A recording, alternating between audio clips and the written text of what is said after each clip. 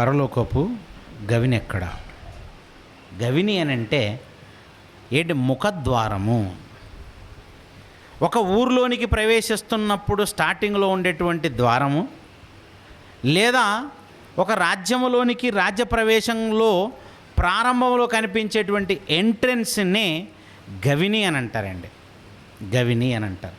దీన్ని అర్థం చేసుకోవడానికి అది ద్వారం అని చెప్పటం కొరకు సంఖ్యాకాండంలో ఒక మాట ఉంటుంది. ఆ మాట చదువుదాం. సంఖ్యాకాండము 4వ అధ్యాయము,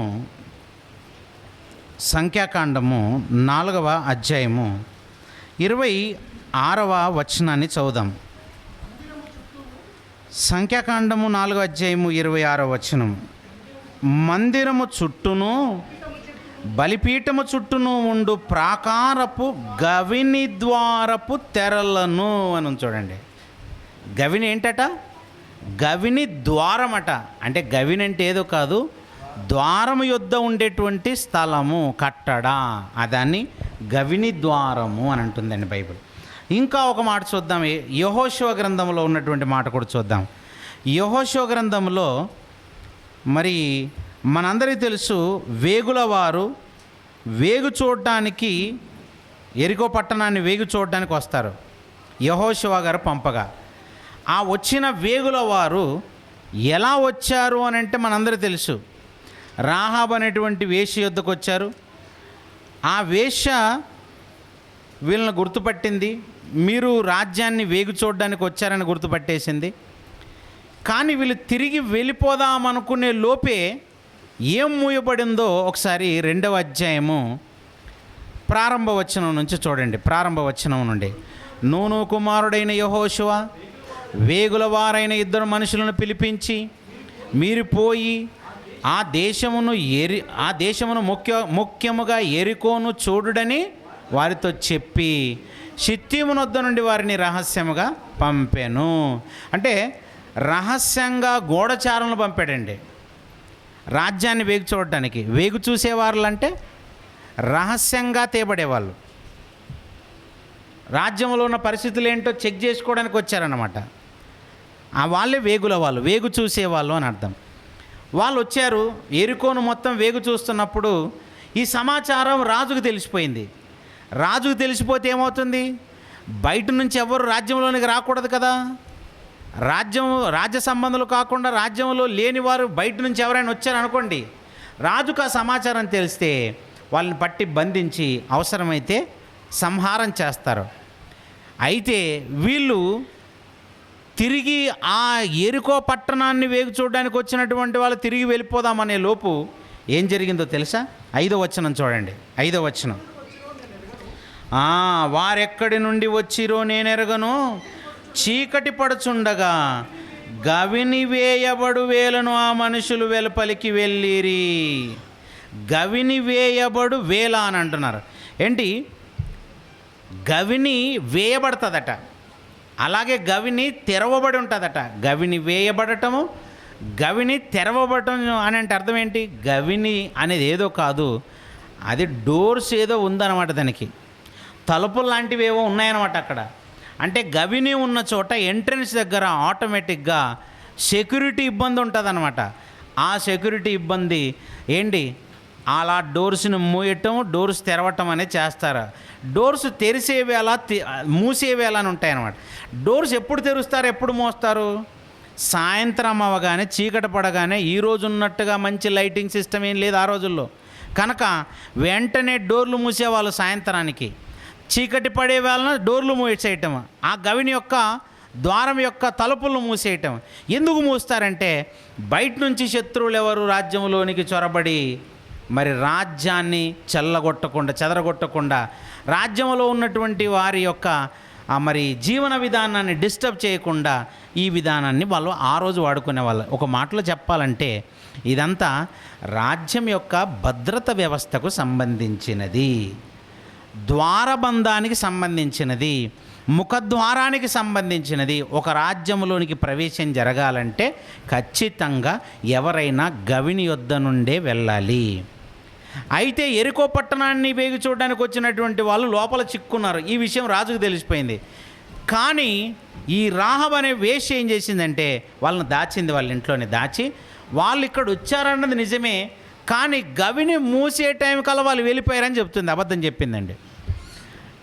అయితే గవిని మూయబడటం ఏంటి, గవిని తెరవటం ఏంటి, ఇవన్నీ ఆలోచిస్తుంటే పరలోకపు గవిని గురించి ఏం చెప్పాలనుకున్నాడు దేవుడు. పరలోకపు గవిని గురించి చెప్పటానికి భూమి మీద ఉన్నటువంటి కొన్ని గవునుల గురించి రాపించి దేవుడు మనకొక విషయాన్ని చెప్పాలనుకుంటున్నాడని మర్చిపోకండి. ఏదైనానండి దేవుడు మనకు అర్థమయ్యేటట్టుగా మన కళ్ళ ముందున్నది చూపించి మనకు పాఠం నేర్పిస్తుంటాడు. మన చుట్టూ ఉంటుంది అది, మనం ఎప్పుడు చూస్తుంటాం వాటిని. మనం చూస్తున్న వాటిని మనకు చూపించి మనకు తెలియని ఒక విషయాన్ని ఆయన నేర్పించడానికి ప్రణాళిక వేశాడు. అందులో భాగంగానే పరలోకపు గవిని గురించి కూడా చూపించాలనుకున్నాడు. అసలు చూపించి ఎందుకు నేర్పించాలి? ఈ చూపించే పద్ధతి ఏంటి? అసలు చూపించి నేర్పించటం వల్ల ప్రయోజనం ఏంటి? సాధారణంగా విన్నదైతే మర్చిపోతుంటారు, కానీ అదే చూసిందైతే బాగా జ్ఞాపకం ఉంటుందండి. అందుకే దేవుడు ఏం చేశాడంటే వాళ్లకు కనబడే దాన్ని చూపించి కనబడని దాన్ని నేర్పించాలి ఇప్పుడు వీళ్ళకి. అదే పరలోకపు గవిని. వాళ్ళకు భూమి మీద ఉన్నటువంటి గవినుల గురించి తెలుసు, కానీ పరలోకపు గవిని అంటే వీళ్ళకి తెలియదు. ఇప్పుడు ఎలా నేర్పించాలి? నిజంగా దేవుడిది నేర్పించడానికి ఎంత కష్టపడ్డాడంటే చాలా కష్టపడ్డాడు. దాన్ని ఎలా చూపించాడో ఆదికాండం చూడండి. ఆదికాండము దేవుడు 28వ అధ్యాయంలో ఆదికాండంలో ఒక విషయాన్ని చెప్పిస్తున్నాడండి. ఏమని చెప్పిస్తున్నాడో 28వ అధ్యాయము 12వ వచనం నుంచి చదువుతారు, జాగ్రత్తగా చూద్దాం. ఆదికాండము 28వ అధ్యాయము 12వ వచనం నుండి. అప్పుడు అతడు ఒక కల కనెను. ఎవరతడు? యాకోబు గారండి. యాకోబు గారు కలగన్నారట. ఆ కళను రాయించాడండి దేవుడు. ఆ కళలో ఏమని రాయించాడు చూడండి. యాకోబు గారు కలకనెను, అందులో ఆ కళలో ఒక నిచ్చెన భూమి మీద నిలుపబడి ఉండెను, దాని కొన ఆకాశమునంటెను. మరి దారుణం కదండి. నిచ్చెన ఉంటుంది, ఎంత ఉంటుందండి సాధారణంగా నిచ్చెన ఎంత ఉంటుంది ఏంటి? ఒక ఫ్లోర్ బిల్డింగ్కి సరిపోయేంత నిచ్చెన ఉంటుందంటే ఓకే. ఒక 2 ఫ్లోర్కి సరిపోయే బిల్డింగ్కి నిచ్చెన ఉందంటే ఓకే. ఒక 3-4 ఫ్లోర్ సరిపోయేటంత నిచ్చెన ఉందంటే ఓకే. కానీ నిచ్చెన ఎంత ఉందంట? చదువుతాడు చూడండి. నిచ్చెన ఉందంట. ఇది యాకోబు గారి కలలో కనిపించిందంట. అది భూమి మీద ఉంటే దాని కొన ఆకాశం అంటిందట. ఆకాశం ఎక్కడుంది? ఆకాశం అంటే ఎంత దూరం ఉందంటారు? ఆకాశం ఎంత దూరం ఉందండి? ఏం చెప్పలేకపోతున్నాం. ఆకాశం అంటే ఆకాశమే, దాన్ని ఏం చెప్తాం మనం? 270 కాంతి కోట్ల సంవత్సరాలంత దూరం ప్రయాణం చేస్తే ఈ ఆకాశపు యొక్క అంచు దాటుతాం. ఆకాశపు అంచు ఉంటుందండి. ఆ అంచుని అంచనా వేసి చెప్పారు ఎంత ఉండొచ్చు అని. 270 కాంతి కోట్ల సంవత్సరాలు. అసలు కాంతి సంవత్సరం అని ఏంటంటారు? లెక్కలే అర్థం కావండి మనకి. కాంతి కోట్ల సంవత్సరాలు. అసలు కాంతి సంవత్సరం అంటే ఏంటంటారు? కాంతి పుంజం అంటే ఏంటంటారు? కాంతి పుంజం అంటే సూర్యుడి నుంచి వెలువడేటువంటి కిరణాలు ఉంటాయి చూసారా, ఆ కాంతి. అది ప్రయాణం చేసేటువంటి స్పీడును బట్టి అది ఎంత ప్రయాణం చేయాలంటే, 1 సంవత్సరం ప్రయాణం చేస్తే అది 1 సంవత్సరం అంతా ప్రయాణం ఎంత దూరం అయితే చేస్తుందో దాన్ని కాంతి సంవత్సరం అంటారండి. 1 నిమిషానికి ఎంత దూరం ప్రయాణం చేస్తుందో తెలుసండి? కాంతి, సూర్యుడి నుంచి వచ్చే కాంతి 3 × 10⁸ మీటర్స్ పర్ సెకండ్ అంటారండి. ఎంటికి వెళ్ళి లెక్కలేసుకోండి. 3 పక్కన 8 సున్నాలు పెడితే ఎంత అవుతుందో అన్ని మీటర్ల స్పీడ్తో ప్రయాణం చేస్తుంది 1 సెకండ్కి. అలా చిటికెలో 3 పక్కన 8 సున్నాలు పెడితే ఎన్ని మీటర్లు అవుతుందో అన్ని మీటర్ల అంత దూరం పరిగెత్తదండి. అది సెకండ్కి పరిగెత్తేది. 1 నిమిషానికైతే × 60, అదే 1 గంటకైతే × 60 మళ్ళీ ఇలా వేసుకుంటూ వెళితే into 1 week, into 1 month, into 1 year, బాబోయ్ లెక్కలు మీ మొత్తం క్యాలిక్యులేటర్ చిరిగిపోతుంది. అంత దూరం ప్రయాణం చేస్తుందండి అది. దాన్ని ఇంక చెప్పలేక కాంతి సంవత్సరం అనేసారండి. అలా అంత దూరం ప్రయాణం చేయాల్సినటువంటి కాంతి అలా డిస్టెన్స్లో ప్రయాణం చేస్తే, అంత విస్తీర్ణంలో ప్రయాణం చేసుకుంటూ వెళితే, అలా ప్రయాణం చేస్తూ వెళితే కాంతి సంవత్సరాలు ఎన్ని అవ్వాలి తెలుసా? 270 కాంతి కోట్ల సంవత్సరాలండి బాబు. 270 సంవత్సరాలు కాదు, 2700 ఇలా కాదట బాబోయ్, 270 కాంతి కోట్ల సంవత్సరాలు. మాట్లాడుకోవడానికే కష్టంగా ఉన్నంత లెక్కది. అంత విస్తీర్ణంలో విశ్వం ఉంటే భూమి మీద నిచ్చెనుందట. దీని అంచు ఎక్కడుందట? చూశారు ఎప్పుడైనా? ఏంటి సినిమాల్లో డైరెక్టర్లు గ్రాఫిక్స్ భలే చూపించారంటారు. ఇదేం గ్రాఫిక్స్ అంటారు? దీన్ని ఏ డైరెక్టర్ అని చేస్తాడు ఈ గ్రాఫిక్స్ని?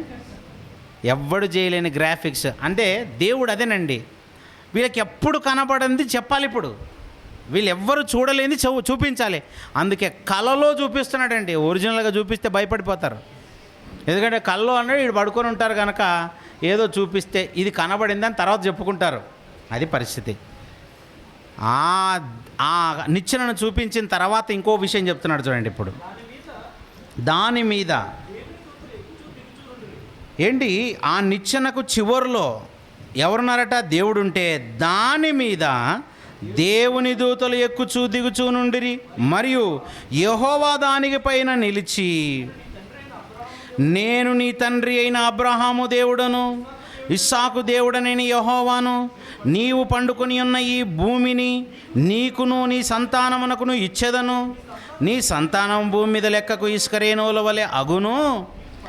నీవు పడమటి తట్టును, తూర్పు తట్టును, ఉత్తరపు తట్టును, దక్షిణపు తట్టును వ్యాపించదవు. భూమి యొక్క వంశములన్నీయు నీ మూలముగాను నీ సంతానం మూలముగాను ఆశీర్వదింపబడును. ఇదిగో నేను నీకు తోడయుండి నీ వెళ్ళు ప్రతి స్థలమందు నిన్ను కాపాడుచు ఈ దేశమునకు నిన్ను మరలా రప్పించదును. నేను నీతో చెప్పినది నెరవేర్చు వరకు నిన్ను విడవనని చెప్పగా యాకోబు నిద్రలేశాడు. ఇదంతా నిద్రలో జరిగిందండి. అలా కలలో జరిగింది, కలలో వచ్చింది ఇదంతా. 16వ వచనంలో నిద్రలేసినటువంటి యాకోబు ఏమంటున్నాడు? నిశ్చయముగా యెహోవా ఈ స్థలమందున్నాడు. ఇదంతా నాకు కల వచ్చిందంటే ఖచ్చితంగా మనుషుల వల్ల అయితే ఇది జరగదు. ఈ కల వచ్చింది, దేవుడు నాతో మాట్లాడంటే ఖచ్చితంగా ఇది దేవుని స్థలమే. నిశ్చయముగా యెహోవా ఈ స్థలమందున్నాడు. అది నాకు తెలియకపోయిన, ఎందుకంటే నేను నిద్రలో ఉన్నాను. ఇదంతా కలలో వచ్చింది అంటే గిల్లుకుంటే అర్థమైందనమాట. అంటే కళ వచ్చిందా కాదా అని గిల్లుకుంటుంటారండి కొద్ది, నిజమా కళనా అని చెప్పేసి. నిద్రలో లేచి అలా యాకోబు ఇది నాకు తెలియకపోయిన, నేను కలలో ఉన్నాను అనుకుని లేచి మొత్తం మీద భయపడి, ఈ స్థలము ఎంతో భయంకరము, ఇది దేవుని మందిరమే కానీ వేరొకటి కాదు, ఇది ఖచ్చితంగా దేవుని మందిరమే. దేవుడు నాతో మాట్లాడు ఈ స్థలం అంది ఇదంతా చూపిస్తున్నాడంటే ఇది ఏదో కాదు. భూమి మీద ఈ నిచ్చెన ఉండటం ఏంటి, ఇది ఆకాశాన్ని అంటుకోవటం ఏంటి, ఆకాశం పైన ఆ అంచు పైన దేవుడు అక్కడ ఆ నిచ్చెన పైన ఉండటం ఏంటి, ఆ నిచ్చెన పైన దేవదూతలు ఎక్కుచూ దిగుచూ ఉండటం ఏంటి, ఇదంతా భూమి మీద అయితే కాదు. ఇది ఏంటో నా మొత్తం మీద నాకేమనిపిస్తుందంటే ఇది దేవుని స్థలమే, ఇది దేవుని స్థలము. దానికి ఆయన పెట్టిన పేరు యెహోవా మందిరమే, దేవుని మందిరమే కానీ వేరొకటి కాదు అని పరలోకపు గవిని ఇదే అనుకొనెను. అదే పాఠం. పరలోకపు గవిని ఇక్కడ ఉంది.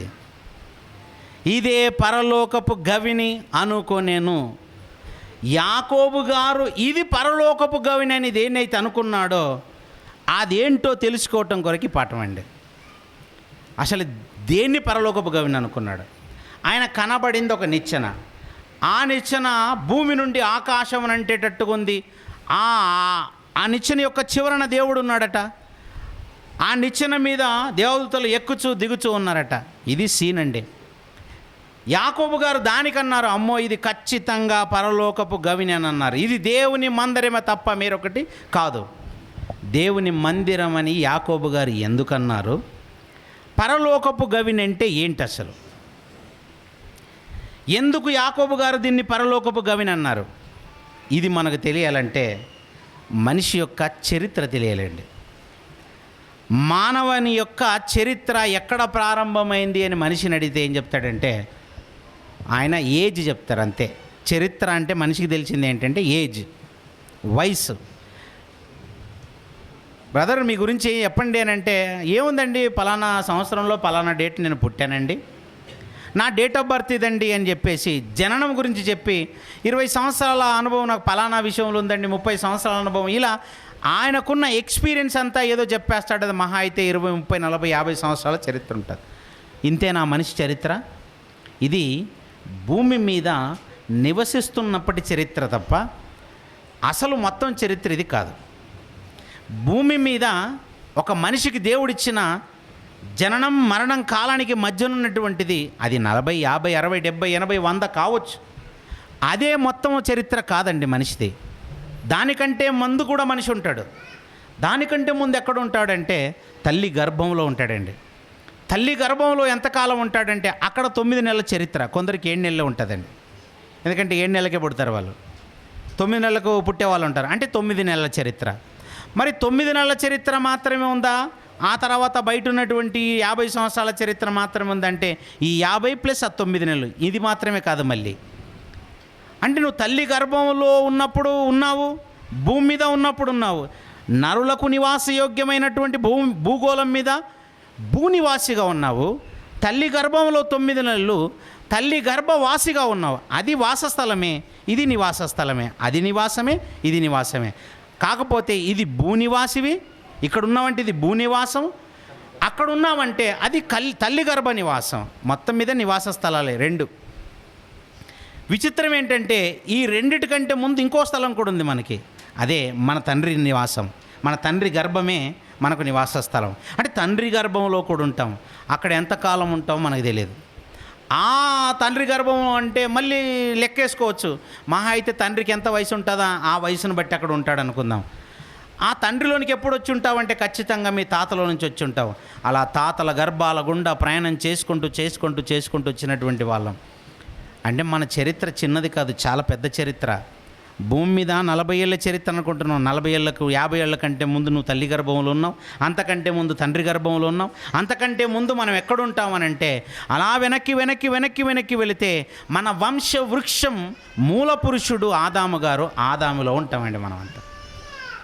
ఆదాము గారిలో ఉన్నామనంటే ఆదాము గారిలోనికి ఎక్కడి నుంచి వచ్చామంటే తండ్రి అయిన దేవునిలో నుంచి వచ్చామండి. మీకు ఇవన్నీ తెలుసు కనుక నేను టూకీగా చెప్తున్నాను. తండ్రి అయిన దేవునిలో ఉన్నామా మనం? తండ్రి అయిన దేవునిలో కూడా ఉన్నాము. మోషే గారు ప్రార్థన చేస్తూ అంటారు, ప్రభువా తరతరములుగా మాకు నివాస స్థలము నీవే. అంటే దేవుడే మనకు నివాస స్థలం అట. తరతరములుగా అంటే ఎన్ని తరాలో తెలియదు, ఎంతకాలంగా ఆయనలో నివాసంగా ఉన్నామో తెలియదు. అలా అక్కడ నుండి మన చరిత్ర ఉందండి. మనం ఒకప్పుడు దేవునిలో ఉంటే దేవునిలో నుంచి భూమి మీద ఉన్నటువంటి ఆదాము గారిలోనికి వచ్చి ఆదాము గారిలో నుంచి తండ్రుల గర్భాల గుండా దాటుకుంటూ మన తండ్రి గర్భంలోనికి వచ్చి అలా మన తండ్రి గర్భంలో నుంచి తల్లి గర్భంలోనికి వచ్చి తల్లి గర్భంలో నుంచి భూమి మీదకి వచ్చాము. ఇలా దాటుకుంటూ వచ్చాము. మిమ్మల్ని అడుగుతున్నాను, ఇంత దాటుకుంటూ ప్రయాణం చేసుకుంటూ వస్తున్నప్పుడు ఈ ప్రయాణంలో ఎక్కడైనా మీకు ఇబ్బంది కలిగిందా? అసలు మనకు తెలిస్తే కదా. నిజండి, మనకేమైనా తెలుసా అండి? తల్లి గర్భంలో నువ్వు ఉన్నప్పుడు తల్లికి ఇబ్బందా నీకు ఇబ్బందా? ఎవరికి ఇబ్బంది? ఆమె ఇలా కడుపు కింద చేయబెట్టుకొని ఆమె నడవాలి. పడుకుంటున్నప్పుడు ఆమెకే కష్టం ఏంటి? ఆమె ఇష్టం ఉన్నట్టుగా పడుకోకుండా ఆమెనే కష్టపడాలి కదండి. నీకేం కష్టం? లోపల ఉన్నావు హ్యాపీగా. అంటే తల్లి గర్భంలో ఉన్నప్పుడు నీకు అసలు తెలియదు, ఏం కష్టం లేదు, అంతా కష్టం తల్లే పడింది. అంటే తల్లి గర్భంలో నుంచి భూమి మీదకి వస్తున్నాడు, మళ్ళీ తల్లికే ప్రసవ వేదన, బిడ్డకేం లేదు. అంత కష్టము తల్లి అనుభవించింది, అంతకుముందు తండ్రి అనుభవించాడు, అంతకుముందు నిన్ను కన్న పరలోకపు తండ్రి అనుభవించాడు. అలా పరలోకపు తండ్రి తనలో ఉన్న నిన్ను ఆదాములోనికి పంపడానికి ఏం చేశాడు తెలుసా? ఊపిరి వదిలాడండి. ఊపిరి వదిలాడు తెలుసా? తాను అలా ఊపిరి వదిలితే ఆయనలో నుండి నీవు ఆదాములోనికి వచ్చావు. ఆయన ఊపిరి వదలకపోతే రామండి. ఊపిరి వదలటం అంటే ఎంత కష్టమో గర్భవతులుగా ఉండి ప్రసవ వేదన పడుతున్నటువంటి స్త్రీలను అడగండి, వాళ్ళు చెప్తారు.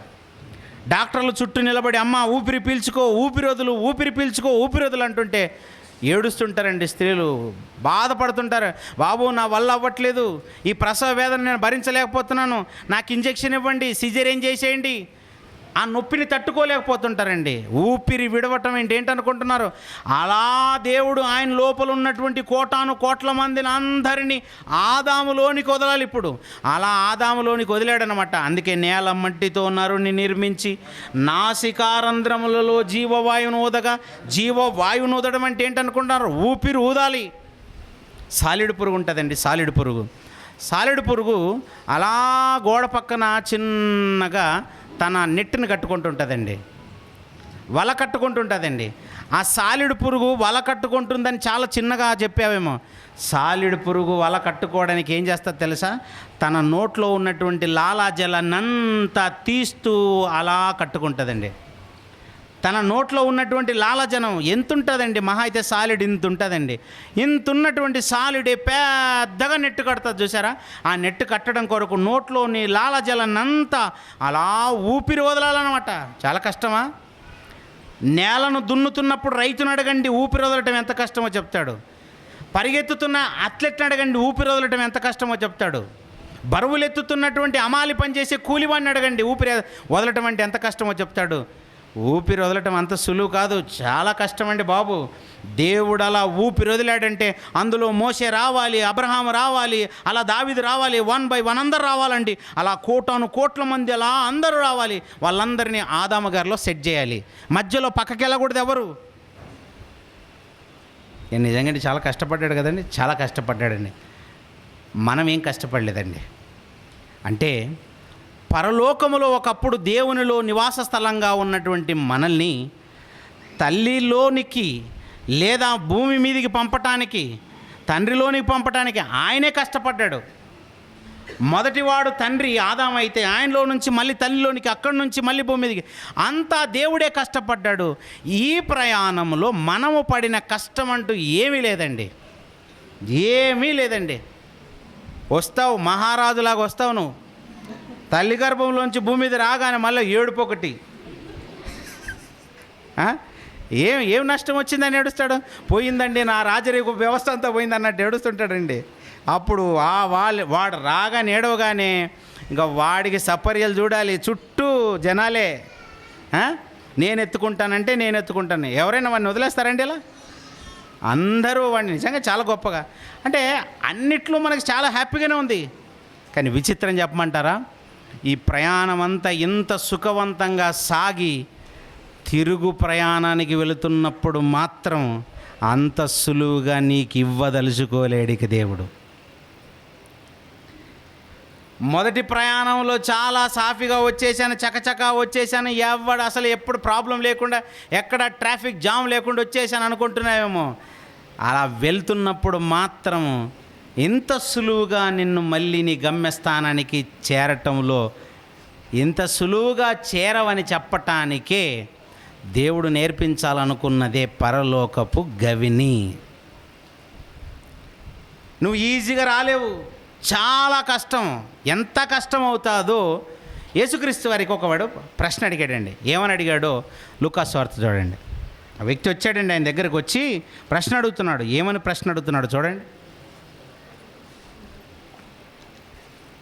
లూకాసు వార్త 13వ అధ్యాయము 23వ వచనం. లూకాసు వార్త 13వ అధ్యాయం 23వ వచనం చూడండి ప్రియులారా. ఒకడు, ప్రభువా రక్షణ పొందువారు కొద్దిమందేనా అని అడిగారు. అడగగానే యేసుక్రీస్తు వారు అలాంటిదేముంది, ఇప్పుడు షాపూర్ క్లాస్కి వచ్చారు చూసారా, సెమినార్కి అందరూ పోతారు అని అన్నాడా? అందరికీ పరలోకం అన్నాడా? అప్పుడు యేసుక్రీస్తు వారు అంటున్నారు, ఆయన వారిని చూచి ఇరుకు ద్వారమున ప్రవేశింప పోరాడుడి, ఇరుకు ద్వారమున ప్రవేశింప పోరాడుడి. సెమినార్కి వచ్చినప్పుడు నేను చూస్తున్నాను, అందరూ అలా చేతిలో ఏదో విసనకర్ర ఊదుకుంటూ కూర్చుంటున్నారు. వాస్తవానికి ఇది ఏసీయాలేనండి, కానీ ఏం చేస్తాం, క్రౌడ్ ఎక్కువ అవటం వల్ల అది కూడా పని చేయట్లేదు మనకి. ఏండి, చాలా ఇరుకుగా ఉంది కదండి. ఇరుకు ద్వారమున ప్రవేశిస్తే, ఆ ప్రవేశించడానికి పోరాడితే పరలోకం చేరుకుంటాం. ఏం వర్రీ అవ్వకండి. అలాగని ఇక్కడ కూర్చున్నంత మాత్రం పరలోకం రాదు. భలే ఎగ్జాంపుల్ చెప్పాడు అనుకోకండి. ఈ మాత్రం దానికి పరలోకం ఇస్తే ఇంకేముంది? సెమినార్ కరపత్రం రాగానే ఇది ఇరుకట్ట, ఈడొచ్చి కూర్చుంటే పరలోకం వస్తానని వచ్చేస్తారా? కాదండి. ఇరుకు ద్వారం అంటే అన్ని కష్టాలే ఉంటాయండి ఇందులో. మీరు అనుకున్నంత సులువుగా ఏది ఉండదండి.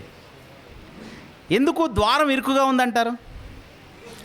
ఇరుకు ద్వారమున ప్రవేశింప పోరాడు అన్నాడు కదా, ద్వారం ఎందుకు ఇరుకుగా ఉందంటారు? అంటే పెద్ద హైవే ఏదైనా సెట్ చేయొచ్చు కదండి దేవుడు. ఇప్పుడు భూమి మీద చాలామంది ఉన్నారు, ఇంత జనాంగం ఉన్నప్పుడు, సుమారుగా 760 కోట్ల మంది ఉన్నప్పుడు, వాళ్ళంతా ప్రయాణం చేయాలంటే చాలా పెద్ద రన్వే ఏదో ఒకటి పెద్ద సెట్ చేసి, నాయన ఓకే ఇప్పుడు పరిగెత్తండి అని చెప్పొచ్చు కదా. ఏంటి, ఈ మార్గం గురించి మీకు ఒక విషయం చెప్పాలండి. మార్గం అన్నది వేయటం అనేది చాలా కష్టమండి. మార్గం వేయటం అనేది చాలా కష్టంతో కూడుకున్నది. సాధారణంగా మీరు చూడండి, ఒక మార్గం వేస్తున్నప్పుడు ప్రారంభంలో అక్కడ పర్వతాలు ఉండొచ్చు, బండరాళ్ళు ఉండొచ్చు, గచ్చపొదలు ఉండొచ్చు, ఎత్తు పల్లాలు అన్నీ ఉండొచ్చు. వాటన్నిటిని చదును చేసి వేయాలి. ఆ రోడ్ వేసిన తర్వాత ఎవడైనా ప్రయాణం చేస్తాడు, బర్రమని వెళ్ళిపోతుంటాడు. అలా కాదు. రోడ్డు వేయకముందు ఎలా ఉంటుంది అది చూడండి. ప్రారంభంలో రోడ్డు వేస్తున్నప్పుడు, ఒక దారి వేస్తున్నప్పుడు, ఒక మార్గాన్ని సిద్ధం చేస్తున్నప్పుడు ఎన్ని కష్టాలు ఉంటాయి ఆలోచించండి. ఏంటి, లోకము భయంకరమైనటువంటి పాపాలని భారంగా మోసుకుంటున్నప్పుడు, వాళ్ళ జీవితము చాలా అస్తవ్యస్తంగా ఉన్నప్పుడు, వాళ్ళు నరకానికి జారిపోవడానికి రెడీగా ఉన్న పరిస్థితుల్లో యేసుక్రీస్తు వారు భూమి మీదకి వచ్చి ఆయన వేసింది ఒక మార్గం అండి. అందుకే ఆయన ఏమన్నాడు తెలుసా? నేనే మార్గం, నేను మార్గం వేశానన్నాడు. కానీ ఈ మార్గం చాలా పెద్దదని చెప్పలేదు. అదే మార్గం తెలుసా? ఇరుకు మార్గం. ఎందుకు ఇరుకుగా ఉంటుంది? యేసుక్రీస్తు వారు చాలా కష్టపడి వేస్తే చాలా చిన్నగా రూట్ ఓపెన్ అయిందండి పరలోకానికి వెళ్ళటానికి మనకి. ఇప్పుడు మనం కూడా ఎలా రావాలన్నమాట? అలా భార్యను నెట్టుకుంటూ రావాలి, కొన్నిసార్లు భర్తను నెట్టుకుంటూ రావాలి, కొన్నిసార్లు పిల్లలు నెట్టుకుంటూ రావాలి, కొన్నిసార్లు తల్లిదండ్రులు నెట్టుకుంటూ రావాలి, కొన్నిసార్లు రక్త సంబంధాలు నెట్టుకుంటూ రావాలి. కరెక్ట్గా నువ్వు ఏ రోజైతే సెమినార్కి వెళ్దాం అనుకుంటావో ఆ రోజే బర్త్డే ఉంటుంది. ఇప్పుడు దేనికి వెళ్ళాలని చూస్తావు నువ్వు? బర్త్డేకి వెళ్తేనేమో బిర్యానీ ఉంటుంది, ఇక్కడికి వెళ్తేనేమో గాలి కొట్టు కూర్చోవాలి. అన్ని కష్టాలే కదండి. సహజంగా మనిషి దేనికి ఇష్టపడతాడు? సుఖానికి. మనిషి దేని వైపు వెళ్ళాలి?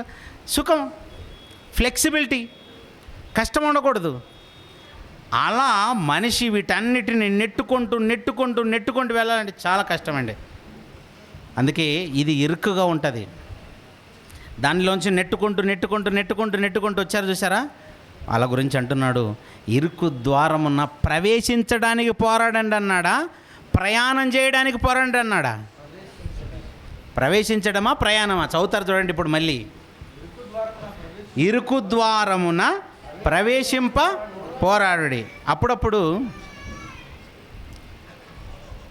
మామూలుగా వాటర్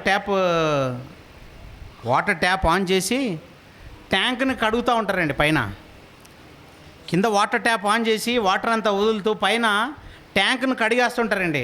ఆ ట్యాంక్ను కడుగుతున్నప్పుడు ఆ ట్యాంకులోంచి మొత్తం చెత్త అంత వచ్చి ఎక్కడ స్టక్ అవుతుంది? ఈ వాటర్ ట్యాప్ దగ్గర స్టక్ అవుతుందండి. అలా స్టక్ అయినప్పుడు మళ్ళీ మనం ఏం చేయాలి? కొంచెం దానికి రూట్ ఓపెన్ చేయాలన్నమాట. అలా రూట్ ఓపెన్ చేయడానికి ఏదో పుల్ల తీసుకొని మళ్ళీ అలా డిస్టర్బ్ చేస్తుంటాం అలా బయటికి వెళ్ళటానికి. బయట అక్కడక్కడ ఈ ఎంసీహెచ్ కెనాల్స్ అన్నీ స్టక్ అయిపోయి ఉంటాయి. ఆ స్టక్ అయిపోయినప్పుడు స్కావెంజర్స్ వచ్చి వాటిని డిస్టర్బ్ చేయాలి, తీసేయాలి. ఆ స్టక్ అయిపోయింది అనుకోండి, వాటర్ ఫ్లో ఉండదు ఇంక అక్కడ, ప్రయాణానికి చాలా కష్టంగా ఉంటుంది. ఇరుకు ద్వారం, అసలు ద్వారం ఏర్పడింది చాలా చిన్నది. యేసుక్రీస్తు వారు ఏర్పరిచిన ద్వారం చాలా చిన్నది. దాంట్లో నుంచి తట్టుకొని బయటికి రావాలంటే చాలా చెత్త ఉంటుందండి. ఆ చెత్తనంతా తట్టుకొని బయటికి అలా చొచ్చుకొని బయటికి రావాలి. చాలామంది ఆ చెత్త దగ్గర వచ్చేసి అక్కడే కూర్చుంటారు, ఇంకా అక్కడే ఇరిగిపోయి ఉంటారన్నమాట. స్టక్ అయిపోతాడు. ఒకడు భార్య దగ్గర స్టక్ అవుతాడు, ఒకడు భర్త దగ్గరకు వచ్చేసి ఆమె స్టక్ అయిపోతుంది, ముందుకెళ్ళలేదు. భర్త ప్రత్యక్ష దైవం, ఎక్కడే స్టక్ అయిపోయింది. ఇలా చాలా స్ట్రక్ అయిపోతారండి. ఉద్యోగానికి స్టక్ అయిపోతుంటారు, ఆహార పదార్థాలకి స్టక్ అయిపోతుంటారు. ఇలా స్టక్ అయిపోయినటువంటి వాళ్ళకి ఆ చిన్న ద్వారం ఉంటుంది చూసారా, దాన్ని ప్రవేశమే చాలా కష్టంగా ఉందండి. ప్రవేశమే, దాంట్లోనికి ప్రవేశించిన తర్వాత అప్పుడు అర్థమవుతుంది నీవు ఎంచుకున్నటువంటి మార్గం ఎలాంటిదోనని. చాలా కష్టమైందండి.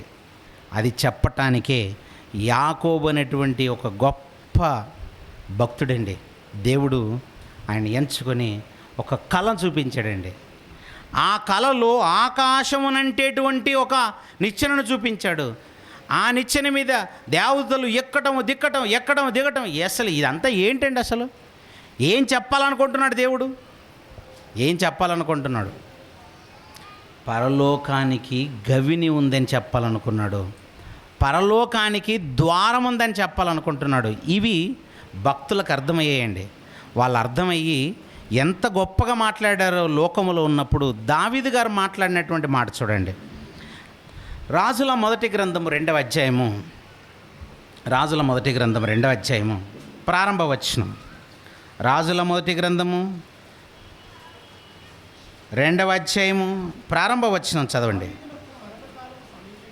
దావీదునకు మరణకాలము సమీపింపగా అతడు తన కుమారుడైన సొలొమోనునకు ఇలాగూ ఆజ్ఞ ఇచ్చెను. ఏమని? లోకులందరూ పోవలసిన మార్గమున నేను పోవుచున్నాను. లోకులందరూ పోవలసిన మార్గము. లోకులందరూ పోవలసిన మార్గం ఏంటి? నీకు ఇష్టం ఉన్నా ఇష్టము లేకపోయినా నువ్వు పోవాల్సిన మార్గం ఒకటి ఉందట. ఏంటది? మీకు ఇష్టం ఉన్నా ఇష్టం లేకపోయినా పోయే మార్గం ఏంటండి? ఏ మార్గం అంటారా? హైవేనా? ఏంటంటారా? మీకు ఇష్టం లేకపోయినా మిమ్మల్ని తీసుకెళ్లే మార్గం ఏంటి తెలుసా? చావు. చావండి. లోకులందరూ పోవలసిన మార్గం చచ్చిపోయాడు అంటున్నావు చూసారా? పోయాడు. ఎడబోయాడు? ఆయన మార్గాన ఆయన పోయాడు. మళ్ళీ పైగా బ్రతికున్న వాళ్ళు మాట్లాడుకుంటుంటారు, ఏముంది బ్రదర్ ఏడు వద్దులేండి, మనం కూడా ఏదో ఒక రోజు పోతాము అంటున్నావు చూసారా? లోకులందరూ పోవలసిన మార్గం అది. ఏంటి చావు అన్నది పోయేదా? అది మార్గమా? ఏంటి చావు తర్వాత మనం ప్రయాణం చేయాల్సింది మార్గంలోనే. అందుకే దావీదు గారు అంటున్నారు, అందరూ పోవాల్సింది నాయన. నాకు అర్థమైపోయింది, లోకులందరూ పోవాల్సిన మార్గంలో వెళ్తున్నాను. ఇంకా ఒక మాట చెప్పాడు, మార్గం అన్న దానికి, మార్గానికి ముందుండే దాని గురించి కూడా చెబుతూ కీర్తనల గ్రంథంలో ఆయన చెప్పిన మాట చూడండి. 9వ అధ్యాయం 14వ వచనం. కీర్తనల గ్రంథము 9వ అధ్యాయము 14వ వచనము. కీర్తనల గ్రంథము 9వ అధ్యాయం 14వ వచనము. మరణ ద్వారమున ప్రవేశించకుండా నన్ను ఉద్ధరించువాడా. మరణ ద్వారము అని అన్నాడు. ఏంటి మరణం అంటే ఏంటట? ద్వారమా? మరణం ద్వారం ఏంటవుతుందండి? సాధారణంగా ఒక ఇంట్లోనికి ప్రవేశించే ముందు ఇంటికి ఏముంటుందండి? మనము ఒక ఇంటిలోనికి ప్రవేశించాలంటే ఇంటికి ముందు ఏముంటుంది? ద్వారం ఉంటుంది. అంటే ఒక లోకము నుండి మరో లోకానికి నువ్వు ప్రవేశించాలంటే ఏముంటుంది? నీకేముంటుంది? నీవు ఒక లోకము నుంచి మరో లోకానికి ప్రవేశించాలంటే నీకు ద్వారం ఉండాలి. ఆ ద్వారమే మరణ ద్వారం. మరణం అన్న ద్వారం అట. ఎక్కడి నుంచి ఎక్కడికి ప్రయాణం చేయడానికి? ఒక లోకం నుంచి మరో లోకానికి ప్రయాణం చేయడానికి. జననం అన్నది కూడా ద్వారమే తెలుసా? జననం అన్నది కూడా ద్వారమేనా? ఇది ఎలా ద్వారం అవుతుంది? ఒక లోకము నుండి మరో లోకానికి ప్రవేశించటానికి. అది కూడా ఒకనాడు పరలోకములో ఉన్నాము, పరలోకములో ఉన్న నీవు ఆదాము గారిలోనికి వచ్చావు, ఆదాము గారిలో నుంచి భూమి మీదకి వచ్చావంటే జననం జరిగింది. అంటే జననం పేరుతో భూమి మీదకి వచ్చావు, మరణం పేరుతో మరో లోకానికి వెళ్తావు. అంటే ద్వారమున ప్రయాణం జరగాలన్నమాట. ముఖద్వారం అన్నది ఉంటుంది. మరణమన్న పేరును చూపించి దేవుడు చెప్పిస్తున్నాడు, మరణ ద్వారమునను ప్రయాణం చేయాలి. మరణం అనే ద్వారం ఉంటుంది. ఆ మరణం పేరుతో నువ్వు ఎంటర్ అవుతావు ఇంకో చోటికి. విచిత్రం చెప్పమంటారా? పరలోకం నుండి భూలోకానికి వస్తున్నప్పుడు నీకు ఎలాగైతే ఏ కష్టం లేకుండా అలాగ వచ్చేసావో, అలాగే భూమి మీద నుండి భూమిని వదిలేసి మరో లోకానికి వెళుతున్నప్పుడు కూడా ఏ కష్టం లేకుండా వెళ్తావు. అదే లోకమో తెలుసా? పాతాళలోకం. పాతాళలోకం అండి. ఏంటి ఇప్పుడు మీరు ఎవరైనా పాతాళలోకం వెళ్ళాలనుకుంటున్నారా? చేయొత్తండి. పాఠం వినోళ్ళు చేయెత్తుతారు, చూశాను. ఎత్తారేమని ఎవ్వరు ఎత్తలేదు. అంటే పాఠము వింటున్నాను అన్నమాట. ఏంటి పాతాళలోకం ఎవరైనా వెళ్ళాలనుకుంటే మీరేం కష్టపడక్కర్లేదండి.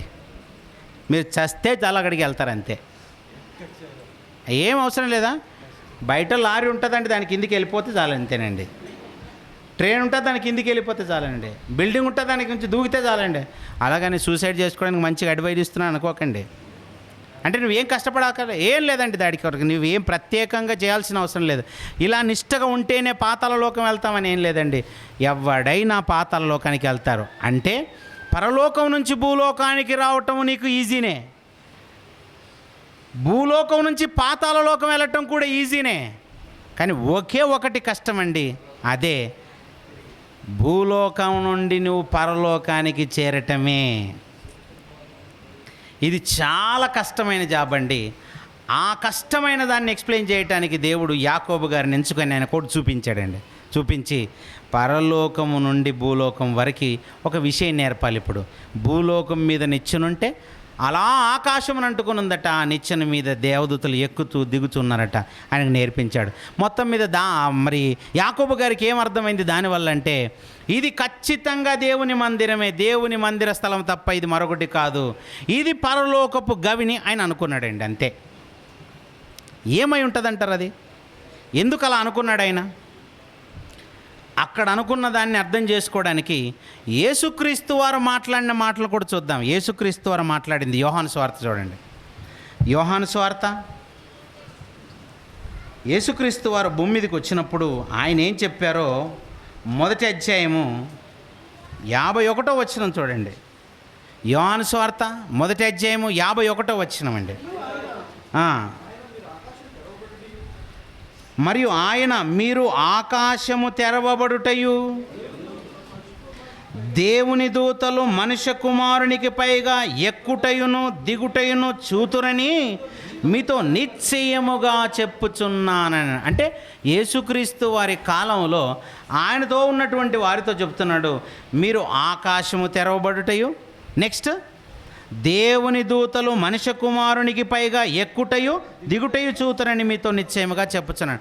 ఏంటి ఎక్కడ ఎక్కుతారు ఎక్కడ దిగుతారట? యాకోబు గారి యొక్క కలలో మాత్రము నిచ్చెన కనబడింది.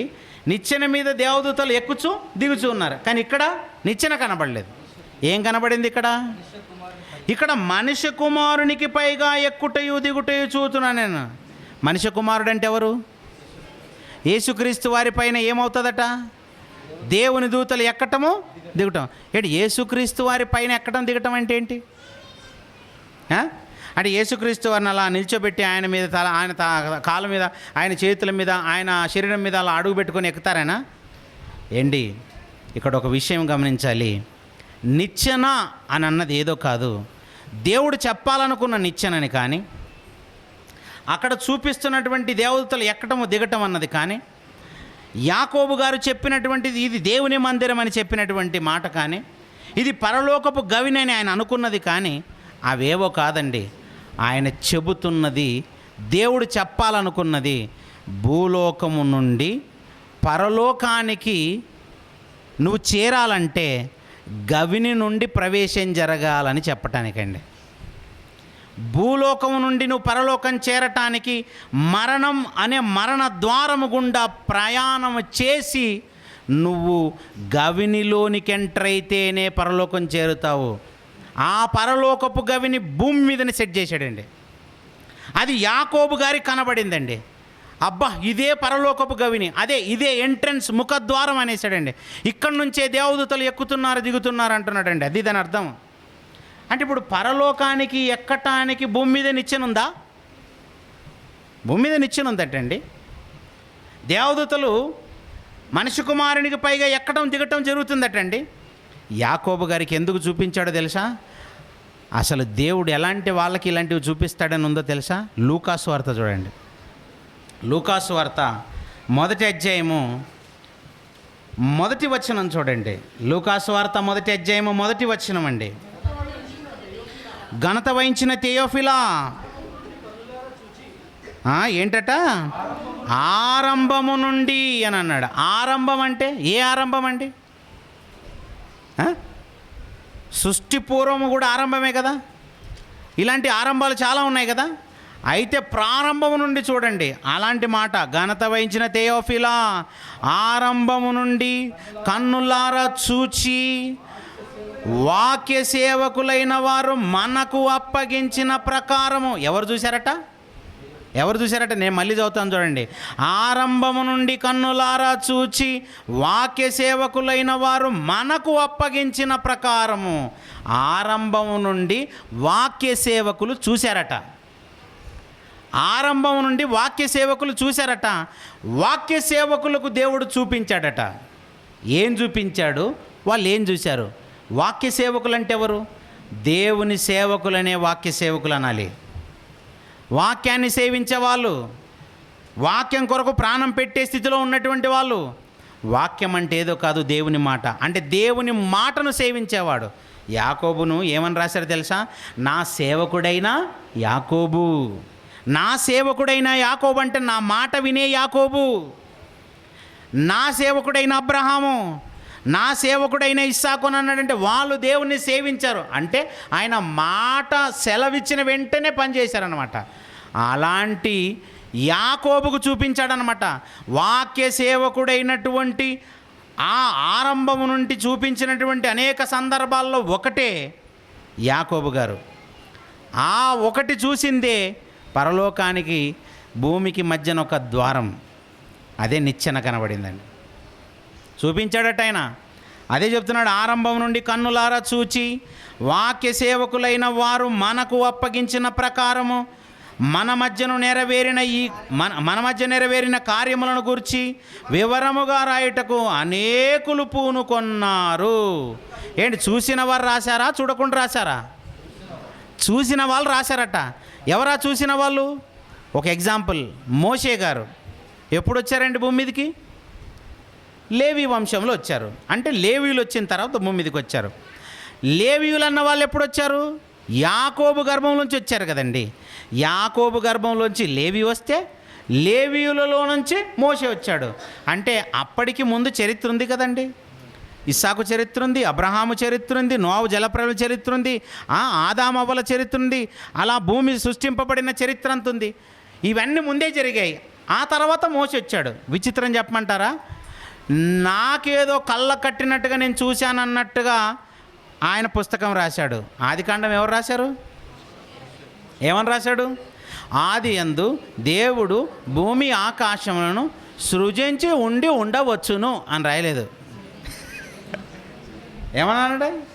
ఆది యందు దేవుడు భూమి ఆకాశంలో చేస్తే చేసి ఉండొచ్చు, లేకపోతే లేదు, నాకైతే తెలియదు. ఇలాంటిది ఏం చెప్పలేదు కదా.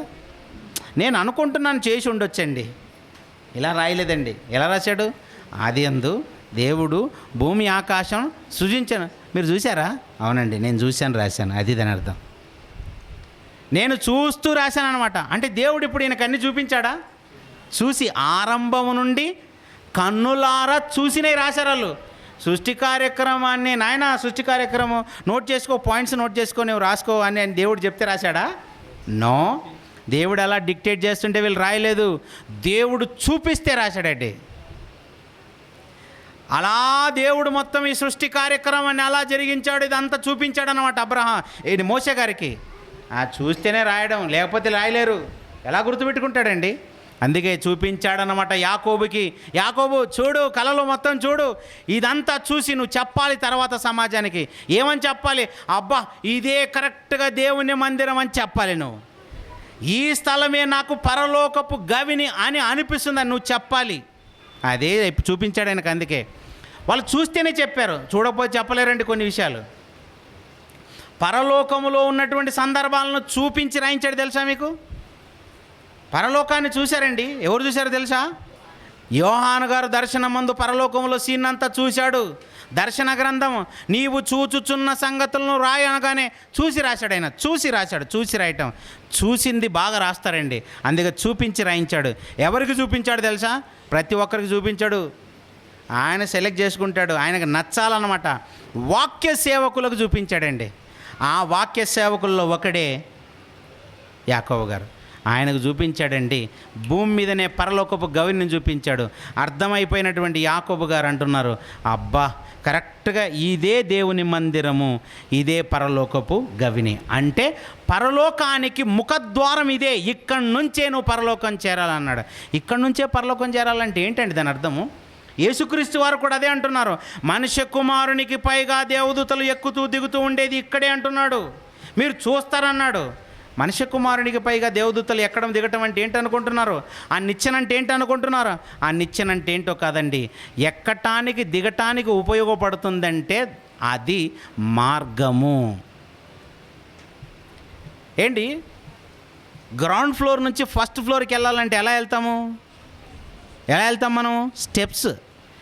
లిఫ్ట్లో వెళ్తామని చెప్పకండి, పాఠానికి సరిపోయింది చెప్పండి. ఎందుకంటే అన్ని తిక్క సమాధానాలు చెప్తారు కొందరు కావాలని. దానికి కూడా సమాధానం ఉంటుంది నా దగ్గర. ఏంటి స్టెప్ అంటే? మెట్లు కదండి, మెట్ల మీద ఎక్కాలి కదండి, రైట్. అంటే ఫస్ట్ ఫ్లోర్ నుంచి సెకండ్ ఫ్లోర్కి వెళ్ళాలంటే మళ్ళీ స్టెప్స్. మళ్ళీ అలా ఒక 10 ఫ్లోర్స్ వెళ్ళిన తర్వాత మళ్ళీ నువ్వు కిందికి రావాలంటే అదే స్టెప్స్. అంటే ఈ స్టెప్స్ ఎలా పనిచేసాయి మనకు? ఒక చోటు నుంచి మరో చోటికి ప్రయాణం చేయటానికి ఉపయోగపడ్డాయి. అక్కడ స్టెప్స్, ఇక్కడ నిచ్చెన, అంతే. అంటే ఆ నిచ్చెన అంటే ఏదో కాదు, మార్గమే.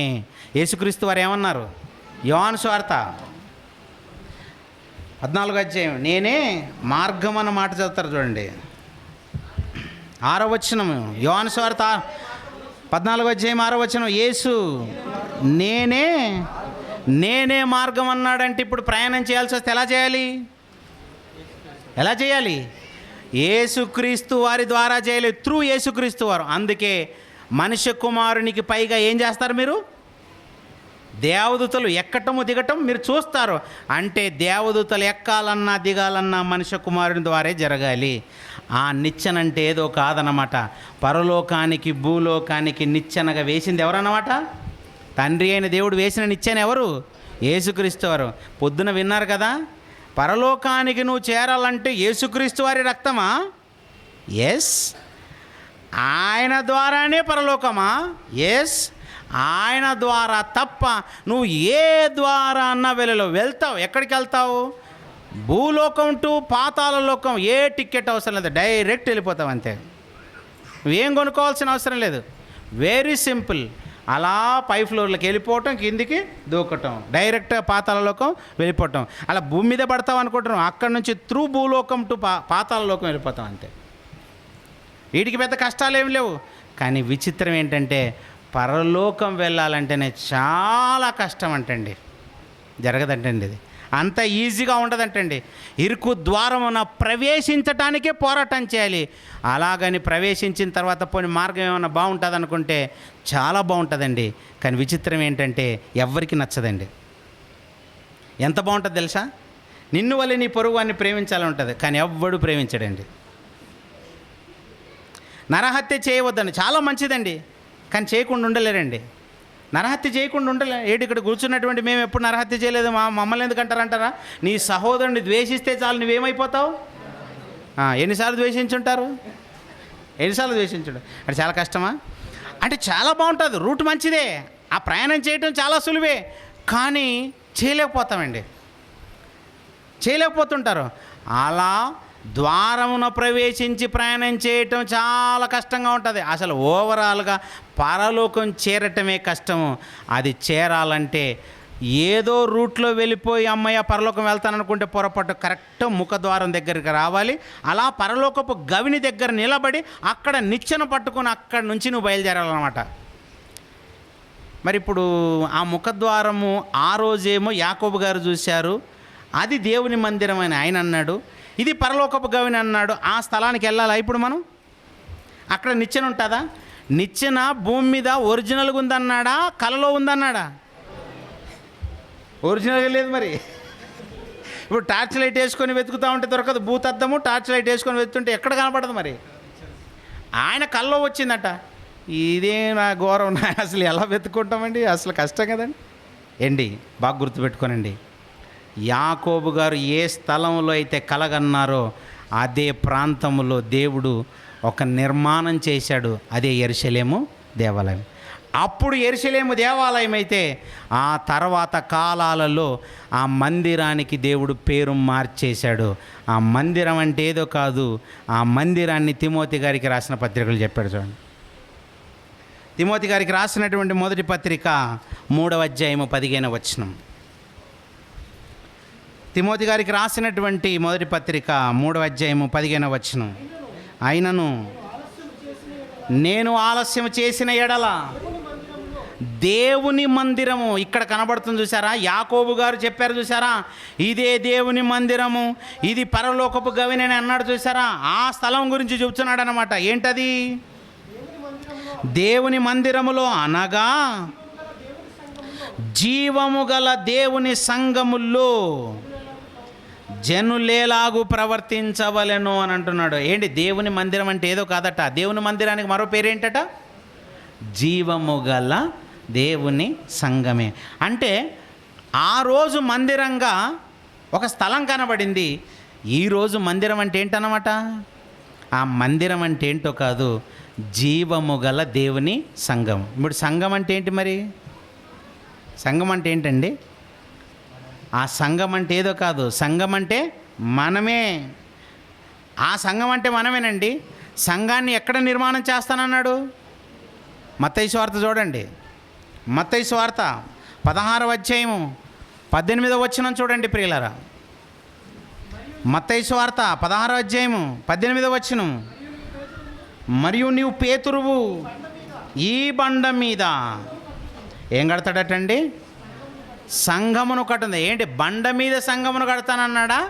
పేతురు మీద కడతానన్నాడా? బండ మీద సంఘమును కడతానన్నాడా? ఏంటా బండ? ఏంటా బండ? కొరింథీయులకు రాసిన మొదటి పత్రిక 10వ అధ్యాయము 4వ వచనం. ఆ బండ మీద కడతానన్నాడు చూసారా. ఈ బండ మీద నా సంఘమును కట్టుదనన్నాడు. ఆ బండ ఏంటో కనిపిస్తుంది చూడండి అక్కడ. 4వ వచనం అనుకుంటా. ఏలయనగా, కొరింథీయులకు రాసిన మొదటి పత్రిక 10వ అధ్యాయం 4వ వచనం. ఏలయనగా తమ్మును వెంబడించిన ఆత్మ సంబంధమైన బండలోనిది త్రాగిరి. ఆ బండ ఏదో కాదు, ఆ బండ క్రీస్తే. బండ క్రీస్తే అయితే ఇప్పుడు బండ మీద ఏం చేస్తానన్నాడు? సంఘమును కట్టుదునన్నాడు. ఆ బండ క్రీస్తే, బండ మీదే సంఘాన్ని కడతానన్నాడంటే అంటే బండ యొక్క ప్రాముఖ్యత చాలా గొప్పది. అంటే యేసుక్రీస్తు వారు లేకుండా సంఘ నిర్మాణం లేదండి. యేసుక్రీస్తు వారి వల్లే జరిగిందనమాట. అంటే యేసుక్రీస్తు వారు భూమి మీదకి రావాలి. భూమి మీదకి వచ్చినటువంటి ఆయన ప్రాణ త్యాగం చేయాలి. ప్రాణ త్యాగం చేస్తున్నప్పుడే భూమి మీద ఆయన ఏం చేయాలి? రాజ్యాన్ని స్థాపించాలి. ఆ రాజ్యం ఏదో కాదు, సంఘము మనమే. అంటే ఈ సంఘానికి శిరస్సు ఎవరు?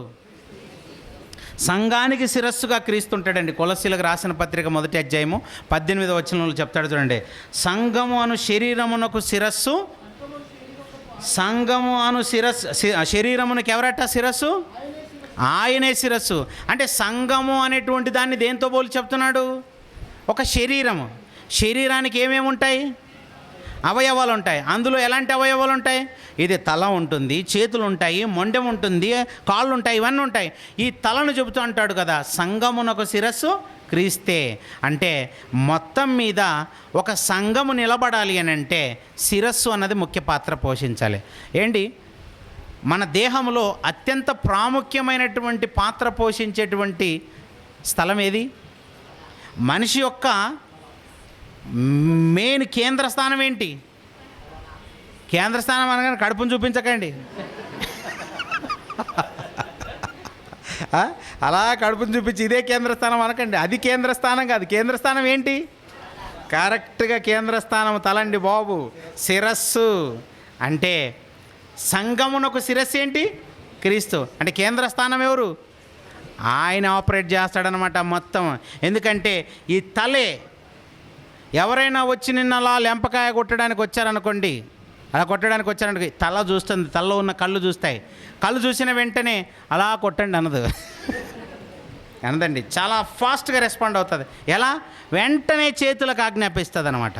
ఈ చేతులు వచ్చేసి అలా ఆపటము, అలా దెబ్బ తగలకుండా చూడటం, ఇవన్నీ జరిగిపోతాయి. ఎంతసేపట్లో జరుగుతాయి ఇవన్నీ? తలలో ఉన్న కళ్ళు చూసాయి.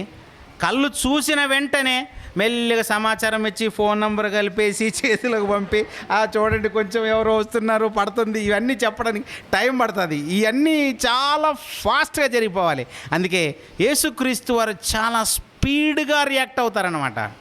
చాలా స్పీడ్గా. ఎంత స్పీడ్గా రియాక్ట్ అవుతారో తెలుసా? సౌలు సంఘాన్ని అపరిమితంగా హింసించేస్తున్నాడు, మొత్తం రక్తాన్ని కళ్ళ చూస్తున్నాడు, స్త్రీలని పురుషులని చూడకుండా ఈడ్చుకుపోతున్నాడు. అబ్బా, అప్పటికే పరలోకములు ఉన్నటువంటి యేసుక్రీస్తు వారు నాకెందుకులే, ఆల్రెడీ మొన్ననే ప్రాణం పెట్టి వచ్చేసాను అనుకోవట్లేదండి. అనుకోకుండా వచ్చేసాడండి. వచ్చి మధ్యంలో దమస్కు మార్గంలో వెళ్తున్నటువంటి సౌలు దగ్గరికి వచ్చేసి, సౌలా సౌలా నన్ను ఎలా హింసించుచున్నావు అన్నాడు. నన్ను ఎలా హింసిస్తున్నావు? నేనెప్పుడండి మిమ్మల్ని కొట్టాను అనుకోవచ్చండి సౌలు గారు. యేసుక్రీస్తు వారిని ఎప్పుడు హింసించారు? సంఘాన్ని కదా. అంటే నువ్వు సంఘాన్ని హింసిస్తున్నావంటే నన్ను హింసించినట్టే. చేయికి గాయమైతే నోరు అబ్బా అనదా? కళ్ళలోంచి నీళ్లు రావా? అంటే వెంటనే రెస్పాండ్ అవుతుంది అన్నమాట. శరీర భాగంలో తల, శిరస్సు రెస్పాండ్ అవుతుంది. ఏంటి, శిరస్సు డెడ్ అయిందంటే మనిషి కోమాలోకి వెళ్ళాడని అర్థం. శిరస్సులో బ్రెయిన్ ఉంటుంది చూసారా, ఆ బ్రెయిన్ పని చేయట్లేదంటే చేతులు పనిచేయవు, కాళ్ళు పనిచేయవు, పారాలైజ్ అయిపోతాయి మొత్తం. ఇంకా ఏ అవయవం పనిచేయదు. అంటే బ్రతికున్న చచ్చిన శవంతో సమానం. అంటే మెయిన్ శిరస్సు అనమాట. కేంద్ర స్థానం ఆయనే. యేసుక్రీస్తు వారు ఆపరేట్ చేస్తున్నారండి ప్రస్తుతం అంతా. మనకిచ్చాడనమాట. అంటే రెస్పాండ్ అవ్వాలి నువ్వు స్పీడ్గా. ఆత్మలు అలా నాశనానికి పోతుంటే నువ్వు అలా ఉంటే అలాగా, ఈ ఆత్మలు నాశనానికి వెళ్తున్న వెంటనే నీ చెయ్యి రక్షించడానికి వెళ్ళిపోవాలన్నమాట. అది చెప్పి సంఘానికి శిరస్సు నేను, నా మీద దేవుడు ఒక సంఘాన్ని నిర్మించాలనుకున్నాడు, ఆ బండ నేనే అని చెప్పాడండి. ఆ బండ క్రీస్తు అయితే, సంఘానికి శిరస్సు ఆయన అయితే, అవయవాలుగా మనమంతా అతకబడి ఉంటే, ఈ సంఘానికి ఎవరైతే చేరుతారో, క్రీస్తు అనే శిరస్సుకు ఎవరెవరైతే అవయవాలుగా అతకబడతారో, అలా అతకబడినటువంటి వాళ్ళే అసలు సిసలైనటువంటి పరలోకపు గవిని దగ్గరికి వచ్చారు. ఎందుకంటే యేసుక్రీస్తు వారికి తప్ప ఎవరికి రూట్ తెలీదు. ఆయన అవయవాలకు అతకబడి ఉండాలన్నమాట. ఇప్పుడు నేను లూథరన్కి అతకబడతానంటే కుదరదు ఇక్కడ. ఎందుకంటే లూథరన్ నీ గురించి ప్రాణం పెట్టలేదు. కేఫాకి నేను అతకబడతానంటే కుదరదు. కేఫా ఎవడు ప్రాణం పెట్టాడా అంటారు. పౌలుకు అతకబడతానంటే కుదరదు. నేను పౌలు వాడను, అపోల్లో వాడను, అలా కేఫా వాడని ఎవడి పేర్లు చెప్పుకోవడానికి వీల్లేదని మొదటి శతాబ్దంలోనే భక్తులు చెప్పారు. ఎవరికి అతకబడి ఉండాలి తెలుసా? మనమంతా క్రీస్తు అనే శిరస్సుకు అవయవములుగా అతకబడి, ఆయన ప్రాణము మన కొరకు పెట్టాడు. ఆయన మనకు ప్రాణం పెట్టినందుకే మనకు రక్షణ వచ్చింది. ఒకడు మృతి పొందుట వలన అందరూ మృతి పొందిన వారే చచ్చిన వారి జాబితాలోనికి వచ్చి పరలోకము నిజంగా స్వతంత్రించుకునే భాగ్యాన్ని ఇచ్చాడని గుర్తెరిగి, ఇదిగో ఈ మార్గం ఎక్కడో లేదు, భూమి మీదనే సంఘంగా చూపించి, నువ్వు సంఘములోనికి వస్తేనే పరలోకానికి బాటలు వేసుకుంటావు. సంఘమే పరలోకానికి ముఖద్వారం. అందుకే సంఘానికి ఉన్న మరో పేరేంటి తెలుసా? పరలోక రాజ్యము. సంఘానికి మరో పేరేంటి అనుకుంటున్నారు? పరలోక రాజ్యము. అంటే ప్రస్తుతం ఆ రాజ్యం ఎక్కడుంది? ఇక్కడే ఉంది. ఇక్కడి నుంచి అది పరలోకానికి వెళ్ళబోతుంది. అంటే పరలోకపు గవిని ఎక్కడో లేదు, భూమి మీదే ఉంది. అది సంఘంగా మన మధ్య ఉంది, మనమై ఉన్నాం. అందుకే నువ్వేం చేయాలి తెలుసా? నీవు కూడా ఇప్పుడు దారి చూపించాల్సిన వాడివిగా ఉండాలి. నీవు కూడా దారి చూపించాల్సిన వాడివిగా ఉండాలి. అనేక మంది నాశనానికి జోగుతున్న వాళ్ళు ఉన్నారు. అలా నాశనానికి జోగుతున్న వాళ్ళని చూసి నువ్వు అలా ఉండకూడదు. నా సహోదరుడే కదా అని వాళ్ళ మీద ప్రేమ కలిగి వాళ్ళని రక్షించడానికి నువ్వు సిద్ధపడాలి. యోహాను గారు అంటారు, సహోదరులారా, యేసుక్రీస్తు వారు మన నిమిత్తం ప్రాణం పెట్టారు, మనము మన సహోదరుల నిమిత్తం ప్రాణం పెడదాం. ప్రాణం పెడితేనే వాళ్ళు రక్షింపబడతారు. ప్రాణం పోవాలండి. నిత్య జీవానికి వెళ్ళాలంటే, నిత్య జీవానికి మనం వారసులు అవ్వాలంటే ప్రాణం పెట్టాలి. లేదంటే నిత్య జీవానికి వారసులు కాలేము. ఆ పరలోకపు గవిని అన్నది చూపించి ఏం నేర్పించాలనుకున్నాడు తెలుసా? ఆ పరలోకపు గవిని ఉన్న స్థలమే దేవుని మందిరం అన్నాడు. చూసావా? ఆ మందిరం అంటే ఏదో కాదు, అది సంఘమే. మరి దేవదూతలు ఎక్కడం దిగటం ఇదేంటండి? మరి అసలు దేవదూతలు ఎందుకు వస్తారు? దేవదూతలు ఎక్కడైనా భూమి మీదకి వచ్చిన సందర్భాలు ఉన్నాయా? ఎక్కడం దిగటం జరిగిందా? Very simple. దేవుడున్న లోకానికి తీసుకెళ్ళాలంటే దేవదూతలు రావాలి. ఎప్పుడు వస్తారో తెలుసా? ధనవంతుడు చనిపోయినప్పుడు దేవదూతలు రాలేదు. ఎవరు చనిపోతే వచ్చారండి? లాజరు చనిపోతే వచ్చారు. లాజరు చనిపోతే ఎందుకు వచ్చారు? పివి సింధు ఒలింపిక్స్లో ఒక మెడల్ కొట్టగానే గచ్చిబౌలి స్టేడియం వరకు తీసుకొచ్చారండి. ఎక్కడి నుంచి? శంషాబాద్ నుంచి. శంషాబాద్ ఎయిర్పోర్ట్ నుంచి పూలు జల్లుకుంటూ ఆమెను తీసుకొని వచ్చారు. ఏం చేసినందుకు? గెలిచినందుకు. అంటే ఒక మెడల్ లోకములో, ఒక ఆట పోటీల్లో వెళ్ళి లోకములో ఒక మెడల్ సంపాదిస్తేనే అంత ఘనత అయితే, నా కుమారుడు లాజరు భూమి మీద ఉన్నప్పుడు నడినెత్తి నుండి అరికాలు వరకు భయంకరమైన కురుపులతో శరీరం సహకరించకపోయినా, కుక్కలొచ్చి కురుపులు నాకుతున్నా పట్టించుకోలేదు, నన్ను వీడలేదు, నీతిమంతుడిగా బ్రతికాడు. ఆహారం దొరకకపోయినా నన్ను జ్ఞాపకం చేసుకునే ఉన్నాడు. అలాంటి నా కుమారునికి నేనున్న లోకానికి అర్హత సాధించాడు కనుక తీసుకొని రండి, నా ఎద్దుకు తీసుకొని రండి. నా కుమారుడు ఒక్కడే రావటం ఏంటి? అలా ముఖద్వారము, చావు మరణ ద్వారము గుండా ప్రవేశించినటువంటి ఆయనకి రండి, తీసుకొని రండి. దేవదూతలను పంపించాడు. ఎప్పుడైతే లాజరు చనిపోయాడో, లాజరు చనిపోయిన వెంటనే దేవదూతలు వచ్చేసి అబ్రహాము రొమ్మునకు ఆనుకొనుటకు తీసుకొని పోయారండి. ప్రస్తుతానికి అందరు పరలోకం వెళ్ళట్లేదు. ఎక్కడికి వెళ్తున్నారు? పరదేశకు టెంపరీగా వెళ్తున్నారు. తర్వాత వెళ్ళేది అదే పరలోకానికే. మరి దేవదూతలు నిత్యము ఎక్కుట దిగుట మీరు చూస్తారన్నాడు కదా మరి యేసుక్రీస్తు వారు. అది ఒకే సందర్భంలో జరిగింది కదండి. ఒక లాజరు గారిని వచ్చి తీసుకెళ్ళినట్టుగా మాత్రం ఉంది కదా. అంటే మిగతా వాళ్ళకి ఏం చెప్పలేదు కదండి అంటారా? ఏంటి, చిన్నపిల్లలు రోజు పుడుతున్నారా, పుట్టట్లేదా? పుడుతున్న వాళ్ళలో అనేక మంది చస్తున్నారా, చావట్లేదా? మరి చనిపోయినటువంటి పిల్లలందరినీ ఎక్కడ తీసుకెళ్ళాలి? ఎక్కడ వెళ్ళాలి ఇప్పుడు వీళ్ళంతా? చనిపోయిన వాళ్ళంతా పరదేశికే వెళ్తారా చిన్నపిల్లలంతా? అంటే వాళ్ళందరినీ తీసుకెళ్తున్నది ఎవరన్నమాట? దేవదూతలే. ఎక్కుట దిగట అది జరుగుతుందండి. అంటే ఇదంతా ఎక్కడి నుంచి జరగాల? త్రూ కేంద్ర స్థానం సంఘం ఎక్కడుందో అక్కడ ఆపరేట్ జరుగుతుంటుంది. అందుకే దేవుడు ప్రభు బ్యాప్తిసం పొందుచున్న వారిని ఎక్కడ చేర్పిస్తున్నాడట? సంఘం. అనుదినము సంఘములోనికి చేరుస్తున్నాడనమాట. మనము కూడా అనేక మందిని సంఘములోనికి చేరుస్తుండాలి. అంటే దేవునిలోనికి చేరుస్తుండాలి. క్రీస్తు అనేటువంటి సంఘం అనేటువంటి ఆ శిరస్సుకు అతికేటట్టుగా చేయాలి. అలా చేసిన వాళ్ళే పరలోకానికి వెళ్తారు. అలా చేయబడాలంటే వాళ్ళ పాపాలన్నీ కడిగేసుకోవాలి. ఉదయం విన్న పాఠంలో యేసుక్రీస్తు వారి రక్తం వాళ్ళ పాపాలను కడిగితే, మధ్యాహ్నం విన్నటువంటి పాఠంలో వాళ్ళ సంఘంలోనికి చేర్చబడితే, అప్పుడే పరలోకపు గవిని నుండి నేనే మార్గం అని చెప్పిన యేసుక్రీస్తు వారు తీసుకెళ్ళి పరలోకానికి వెళ్తాం. లేకపోతే నరకం తప్పదు. ఇదండి దేవుడు చూపించినటువంటి పరలోకపు గవిని, ముఖద్వారం, భూమి మీద ఉన్న సంఘం. కళ్ళు మూసుకోండి, ప్రార్థన చేస్తాం. దయగల దేవా, కృపగల మా తండ్రి, మీరు అనుగ్రహించినటువంటి ఈ మంచి తరుణంలో మా బ్రతుకు పుస్తకమైన బైబిల్లో నుంచి మా బ్రతుకులకు అవసరమైన సంగతులు తండ్రి మేము నేర్చుకున్న మాటలు నిష్ప్రయోజనం కాకూడదు.